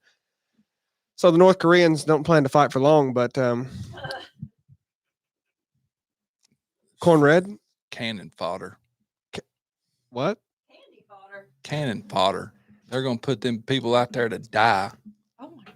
That's what they're doing. You think that's what Was that's it for? 10,000? Yeah. Yeah. Russians are gonna train them up, throw them out there, and say, "Hey, go on ahead and die, Bubba." Hold on. So you're saying North Korea has sent 10,000 troops Yep. to augment Russian Russia. troops? Yep. Yeah. Russia's huge, man. Yep. Is their army just like crap or something? Well, that's what a lot of people are questioning about this conflict, about why it's lasted for years against Ukraine. I mean, NATO is, well, NATO and NATO countries and the United States have sent so much money to Ukraine and so much ammunition and modern warfare technology that there's a lot of questions on if that has helped bolster their fight against the Russians, but I think that's a load of crap. I'm sure it has to some extent, but like at like at some point it takes bodies. Yeah. You know what I mean? Right. Yeah. I think they sent them over there like 3 weeks ago, maybe 4 weeks ago. I don't know how long they're supposed to get trained up for. Yeah, they currently have no modern warfare experience whatsoever. The North troops. Korean troops? They have zero at all. And they're from, the communist country of North Korea. They have no experience. They've never done anywhere, no formal training. But they're expected to be augmenting the Russian troops. That's real. Dang, man. Yeah. What's that sound like to you? That they're just going to die? Well, yeah. But to me, it's just really weird that as big as Russia is, Says that their army would be that much crap that they couldn't just go and plow the Ukraine over. Russia's massive, man. Right. says 3 generals came to Russia and had talks, and they're sending all of the North Korean troops to the Russian-held part of Kursk, and will soon see combat operations with no training. Not exactly sure what they'll be doing, but that seems odd to me. I didn't even know that was going on, man. That seems odd. That whole Russian-Ukraine conflict seems to be wildly weird one. misunderstood. Yeah. It's been a weird one. It's gone on for years. It sure has. Like when they first started it, they didn't hit any of the power grid or anything like that. Like to me, it seems as if they are truly just trying to protect their border, that they don't want NATO putting on there what they are exactly doing. Because my thoughts are just like yours. They're supposed to be a huge military might. And if they wanted the Ukraine, why could they not just roll completely over them? Why could they not? Why haven't they? Yeah. And I don't know this to be a fact, but I would think that Putin's probably not got much support from the citizens in Russia because there's a lot of Russian soldiers dying. Whatever agreement they've got now with North Korea to help each other out militarily, it's probably to calm some of the Russian troops dying. If I had to guess what it was about. Yeah, there's a lot of talks between North Korea saying that essentially they want to strengthen their allyship with Russia in case, like, depending on who they want to go attack, essentially. Like, Yeah. North Korea Kim Jong-un wants to attack South Korea. Right. But they just don't even, they're completely lost. But if he could get some Russian support for anything he wanted to do, that would really they wouldn't even have to be able to do anything. They could just use Russian support for that. Right. It doesn't sound like Russian support would be that much support if Well, they can't even win their It'd own be a war. lot for North Korea. And what yeah. and what Russia gets out of this is, like Corn said, they could just kill 10,000 North Koreans instead of Russians and just be happy about it. It's an odd thing over there. I mean, they're actually fighting each other. I mean, people are Oh, yeah. actually getting killed over there. Yeah. Definitely. It's weird though, man. Yeah. It's all a facade. It's making a lot of money right now. Yeah. Sure It's is. making few people a lot of money. But it's going to get interesting when Big Daddy Trump gets inaugurated because he says we leaving NATO. Oh, really? Do you think that will happen? It would take years to do. I don't see how you could just pull out overnight. I have a question for our local news correspondent regarding a campaign promise that Donald Trump has made. I want to see if you remember something. So Trump announced full concealed carry reciprocity will be instituted during this next term of his. What do you think of that? Look, if Trump said it, he's going to do it. Well, I was going to ask Cornbread what he thought of the fact that was promised 8 years ago and it did not come to fruition. Well, I don't look to the federal government to tell me what I can do with my weapon anyhow. So they're going to do whatever they think they can do. They're going to do it. I'm going to do whatever I know I can do. No. That's my opinion. Well, I didn't. I wanted to even when you had to have a concealed carry permit in Georgia, that is a tax on your Second Amendment right. They are freaking making you pay. Yeah, I never played along with that, but Exactly. that doesn't change the fact that you could wind up with criminal charges against That's you what I'm because getting of at. it. Exactly. Yeah. And you could also wind up dead because you didn't have it. Yeah. I'll take the charges. Corn, I'm not asking for your opinion on if you need a You concealed said- carry permit. I'm asking your opinion on why Trump promised that 8 years ago and didn't do it. Big Yeah. Daddy Trump failed us, and now he's promised it again. You voted for him, Cornred. He didn't have enough time. You made Brooke vote for him. Oh my God. No, I just sent her to vote. We don't even know who Brooke voted for. Let's not. I know. So did he promise that his first time around? Yes. Well, COVID messed that up. He didn't. He didn't have He enough was going to time. do it right there at the end. Yep. COVID. Yeah, he COVID didn't. He messed didn't it have up. enough time. Yeah. He's picking up where that left off. That was low on the Yeah. list, Chili. Everybody said that they were going to give Trump no excuse for not getting what he does, like getting what he wants passed, as long, if he's got the Senate, the House, the Supreme Court, a majority of daggum Republican governors, he's got everything. So if he doesn't do it now, what will your excuse be?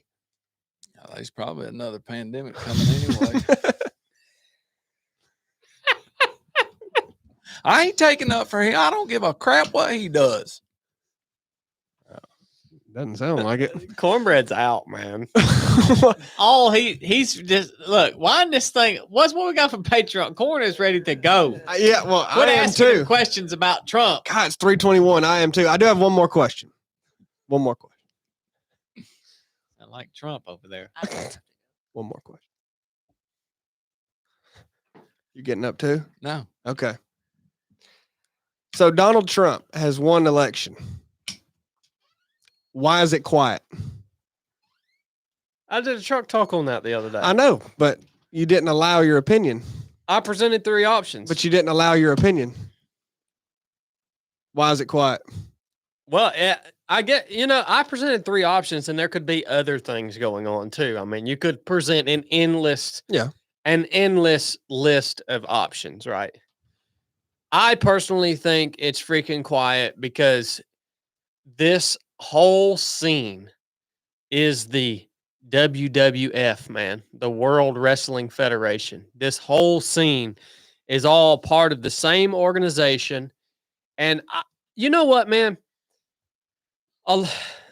I truly think that in the very beginning of the formation of this country, that it's a high probability that the founding fathers of this country made an agreement with each other that you're going to get your time as president, you guys are, and then you're going to get it for like 4 years or a couple terms, and then we're going to get our time, and then you're going to get your time, and it's like, I truly believe that was like a gentleman's agreement that was made at the very beginning of our nation. And I believe through some channel and through some way that is being carried on even to this day.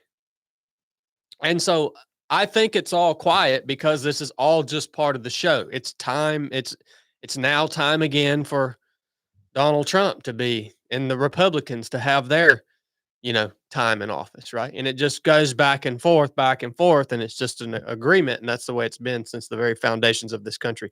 I don't believe a single election that has ever been held in the history of the United States was actually counted and influenced by the votes of the people. Not a single one. And so I think that's why it's all quiet, because it's all just part of the game. Personally. A lot of people think it's all quiet because I'm trying to get him the out. Democrats are coming up with some scheme and they're waiting for the right time that to will try to not get him happen. out. That will not happen. A lot of people think it's all quiet because all these Democrats are afraid, they're scared to death that Trump's going to come after him when he gets put into office. Look, man, Donald Trump is a part of this whole freaking conglomerate, dude. He's a part of the whole daggone conglomerate, man. He's a genius, though. He's an anomaly. Like, he's a genius, but he's still part of it all. So that's why I think it's quiet. But I think that's a legitimate question.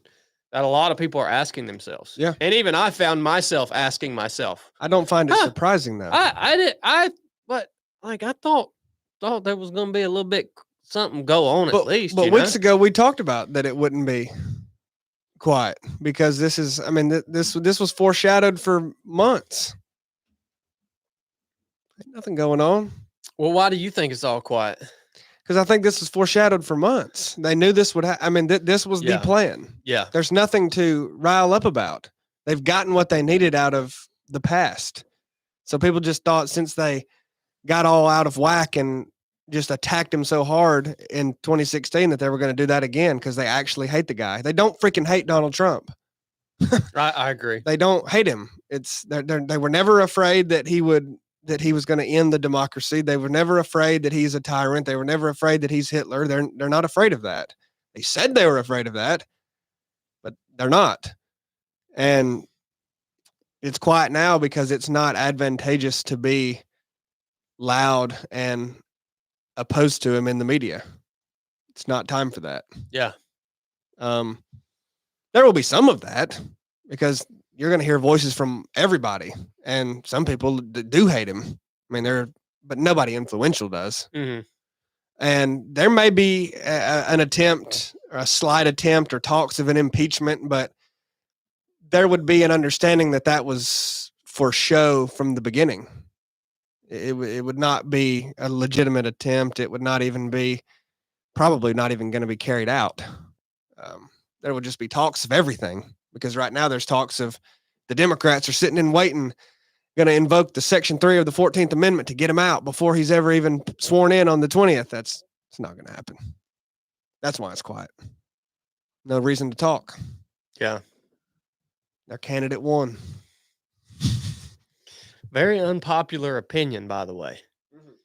Very. I'd say the thing that I've been hated most for this year is for my my lack of trust in the voting scene. Oh, people hate you if you don't want to vote. I am. That's probably what I'm most hated for this year, for sure. And man, I don't know. Well, it's funny. It's really funny to me that I have given this country more than 99.9999999% of people have given this country, and you want to tell me I'm un-American because I won't partake in a system that I won't partake in a system that has no right to govern me the way it governs me. It has no right to govern me the way that it governs me, the way that it freaking taxes me and regulates me and owns everything that I'm supposed to own for myself. I won't partake in that system, and you're mad at me for that? Well, you're just a fool, man. You're just a pawn. That's all you are. Because none of us should partake in that system. And that would be the only way to eradicate the system, is for everybody to say, no, we're not voting in this system because we don't want this system, because this system is not governing us according to the Constitution, according to our God-given rights as free people. So no, we're not participating in your election because we don't want any of your candidates. That's it. But yeah, I'm an American, and I've given the country more than the vast majority of you have done anything for this country. So, well, make sure to register to vote, and vote early and vote often in your local elections. And in 4 years, get ready to vote again. Make sure your registration's up to date. That's a PSA at the end of the news. Most And people know if you vote or not. that is true. That is People do true. know. Yeah, That is true. It's public record. If you Yeah. voted, it's public record. Anyway, you're registered to vote. that's the news.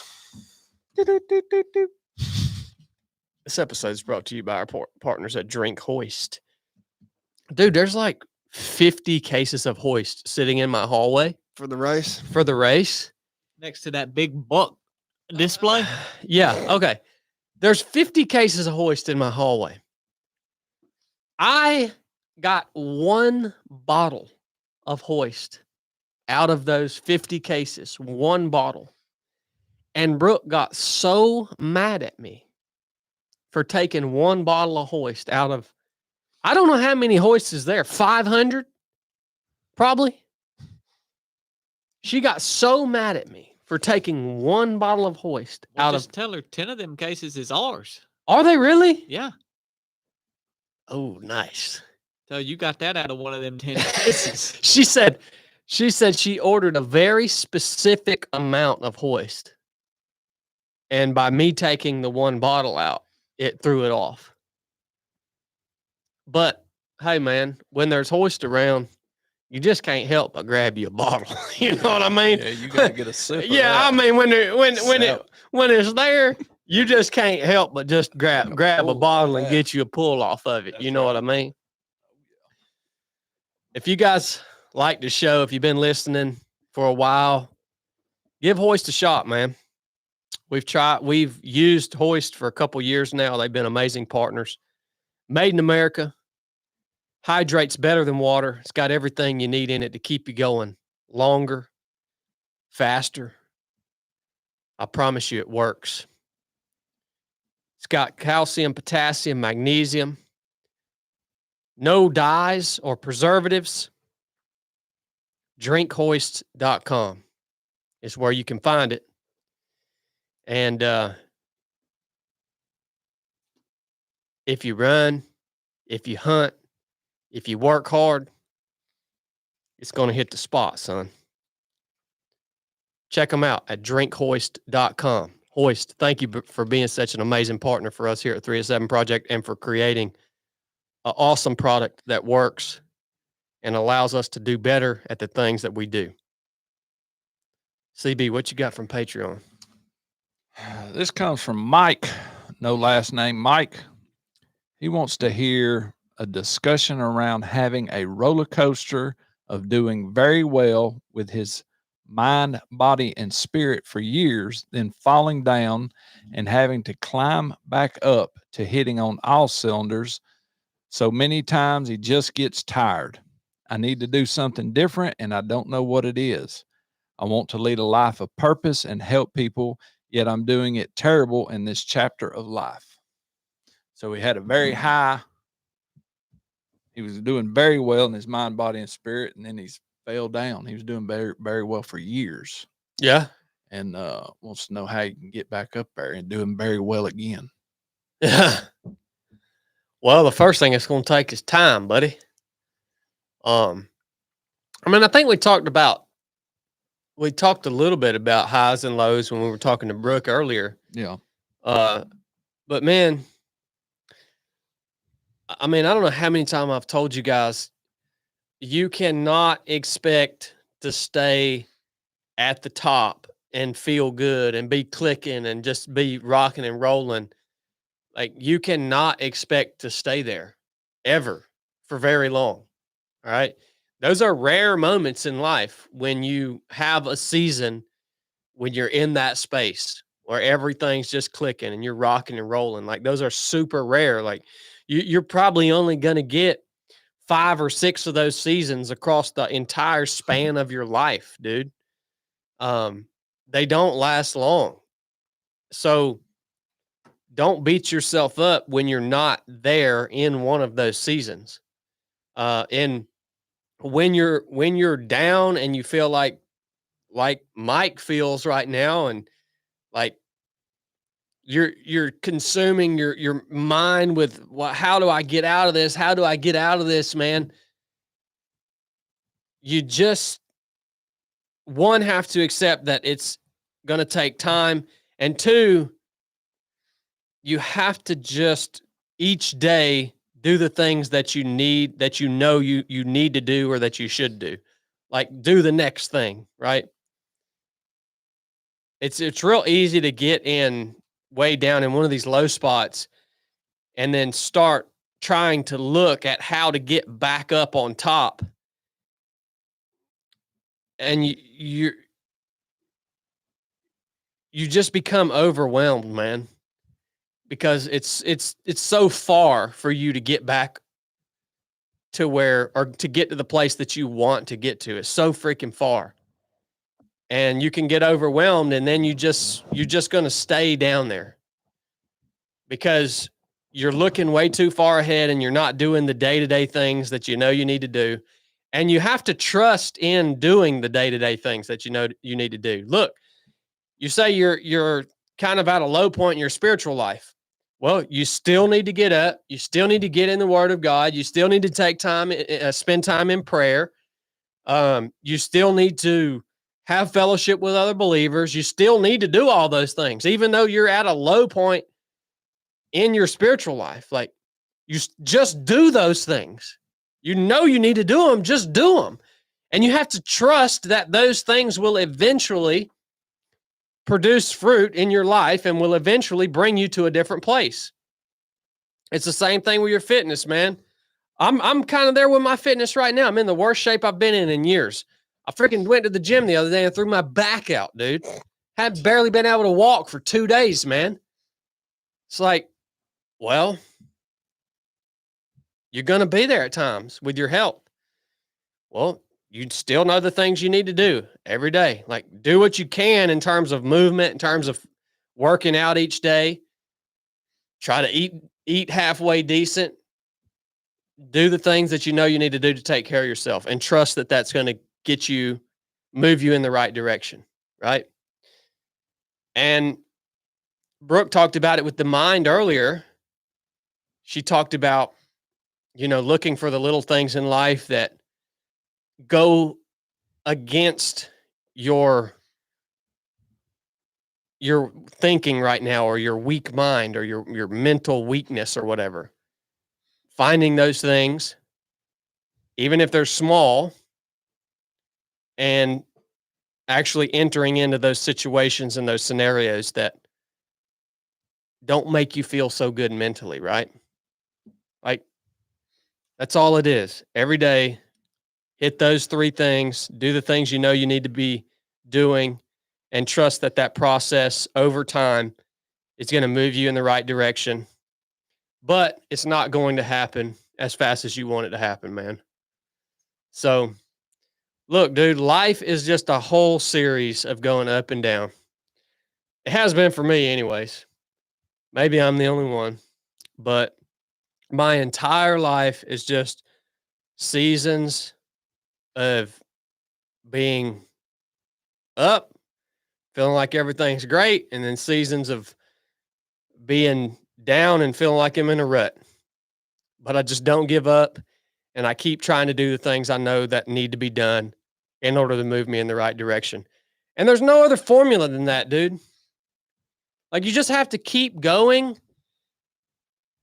And like, keep going doesn't mean like just keep moping along through life. You just have to keep going, and that means you have to keep doing the right things over and over again and trusting that process. And there's nothing special about what you're going through right now. It's not unique to you. All freaking humans go through this. All business owners, all people who are Christians, whether they tell you they do or not. There's so many seasons in my life where I don't feel close to God. I don't feel the Holy Spirit. I'm not excited about reading my Bible. I'm not excited about praying. I do it anyways. So that's my advice for you, man. Be patient with it, because it's going to take longer than you want it to take. All right? But you are in a large part in control of the direction you're going. Whether you're going to stay in that rut or whether you're going to move in a better direction towards a better place. In large part, you're in control of that by deciding to do what you know needs to be done and actually doing it. That's my advice for you, Mike. Thank you for the question. All right, boys. I'll just add one thing, Mike. Chili? I'll just add one thing. I don't think you got into the good place that you were in, where you felt like everything was good, I'm talking to Mike here. I don't think you got there by accident, and you probably didn't get into the low point now by accident. And it does go along right with what Chad was saying, but I just say it in this way because it's what I kept thinking of in relation to my own experience with this. You were in neither position by accident, so doesn't mean just copy everything you did and try to recreate your old life, but the things you were doing and how you were thinking and what you were saying to other people and who you were surrounding yourself with when everything was on the up. And I guarantee you that's like all of those things are different. You're not around the same people in the same way. You're not saying the same things. You're not doing the same thing. So you know what needs to be done, and don't think that you're going to get back there by accident. So anyway. Good word, chill man. I've got some super chats here. Robert E. Lee. I'm going to read Marty Bingham's in succession. Oh yeah, get Marty's. Where is that? Yeah, Marty sent me some gifts. One thing in there can't be opened on air. It says it on the Yeah, don't do that. Paper. That's some dang OG Waffle House hat, son. Oh yeah. I'm talking about. Thank you, Marty. Thank you, Marty. Heck yeah. He's got Waffle a House. so I mean, that's an OG Waffle House hat. Thank you, Marty. It looks pre-worn. Marty said that he had already given you one of those, but he sent it anyways, and he said he included the soapstone hippo that he got from Africa in there, so you didn't feel left out. I sure did. Look at that. Hippopotamus. Pretty nice right there. Thank you, Marty. I didn't believe Marty went to He Africa sent me a for book the right longest here. time, but Yeah, he stays over there. he did go. Yeah, he's always in Africa. Yeah, Marty don't play. He also sent us a storyboard. Now it's classified. Yeah, we can't read this to you guys. Free of charge. Thank you, Marty. We'll Those are dig pretty cool. We'll Yeah, dig it into was this, really cool. brother. You guys already looked at Yeah, this? it's. Well, yeah, we got to clear the mail. Thank y'all for keeping me safe. You're welcome. So Marty gave some super chats here. His first one was $4.99. He said, "I'm looking forward to the Mountain Mama this weekend." His second one was $9.99. He said, "Unless I have trouble getting out of bed or it's a little windy or something." And then his third one was $19.99. And it says, "But if everything lines up just right, I plan to establish a course record for the most laps doing the Ric Flair strut in a pair of Liberty overalls, and I expect it to stand for a while." Well, you're going to get two records, Marty. The most laps, Ric Flair strut and overalls, and you're going to set the course record for white male over 95 years old in overalls Got him. on the Mountain Mama Farms course. He got you, Marty. He is going to set the record for the 95 and plus age group because we don't have an age group over 95. So that record's going to stand for a while, Marty. He got you, Marty. Thank you, Bubba. Manfred Kampf came in at 10:37. He said, "I was looking forward to Mountain Mama, but I have to bail and pull the chute.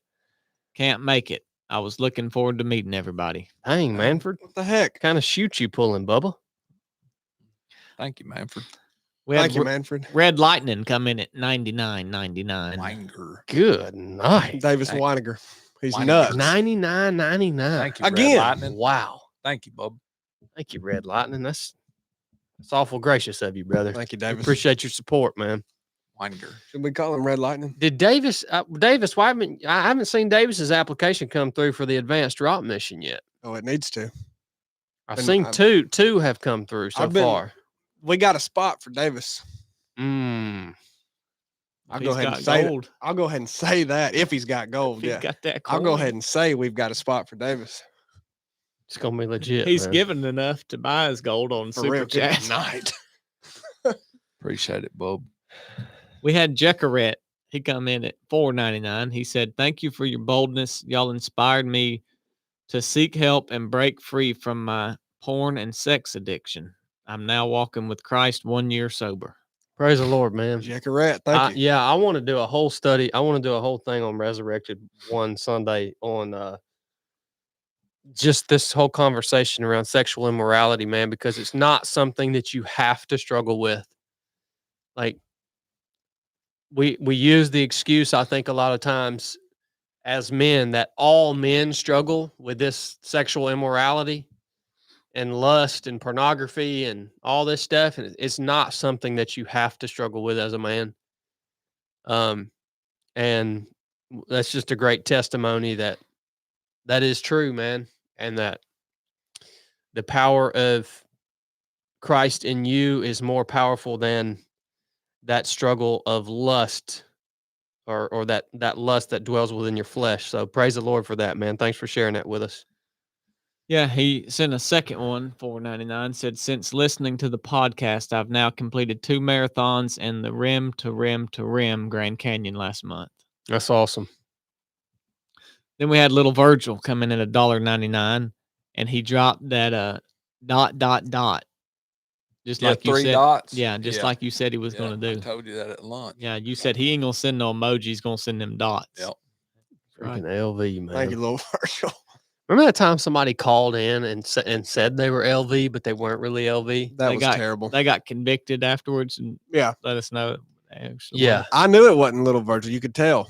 Yeah, you did know, Chili. I assumed that there wasn't a human out there that was that listened to our podcast anyways that was that immoral and dishonest.